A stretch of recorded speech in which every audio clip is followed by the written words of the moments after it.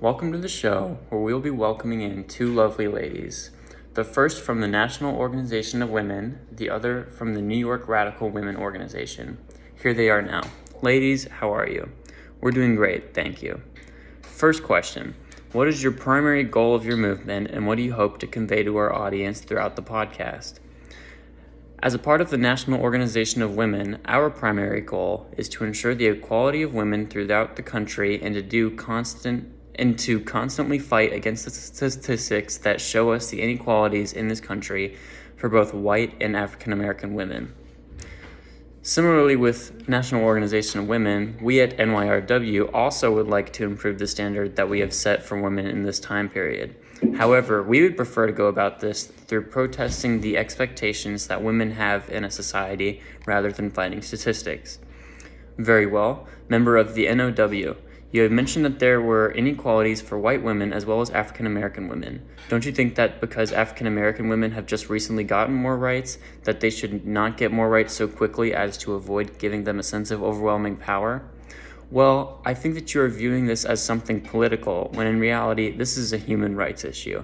African American women currently occupy 2/3 of the lowest paying jobs for women in the United States. This includes jobs that are very routine and often very dangerous, such as factory jobs. They deserve to have pay that can support their family while also not having to risk their lives as mothers. That makes a lot of sense. Now, this question is for the NYRW. What particular expectations do you have of women, and what is so bad about them now?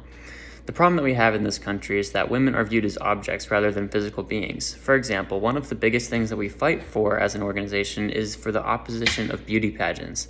Similar to a circus or a dog show, the women are dressed up in a way that is pleasing to the audience and judged accordingly.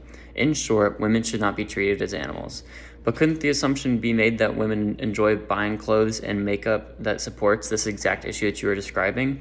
There's a simple answer to your question. Women enter pageants to feel validated, and we believe that the beauty should be self-reflective.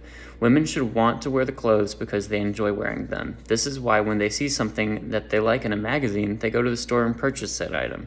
It's similar to when you tried on that first suit as a man. You felt empowered, correct? Indeed, I did. Your point has been made. Before we end this portion of the podcast, I would like to go back and discuss something that the NOW representative had mentioned towards the beginning. You mentioned that there were statistics. My mind has been wondering, what particular statistics can have so much reasoning behind why women need more equality? Personally, when I first found these statistics, I was appalled. First, did you know that according to our statement of purpose, women comprise of less than 1% of federal judges, less than 4% of lawyers, and less than 7% of doctors? Now, what do you think the population of women in the US is? Statistically speaking, 50%? Close. Try over half. 51% in this country are women, and we lack the tools necessary for us to live half the lives that white men have in this country. So what you're saying is there needs to be policy change? Not just a policy change. We need to change the way that society views women in a way that can better promote them for the future.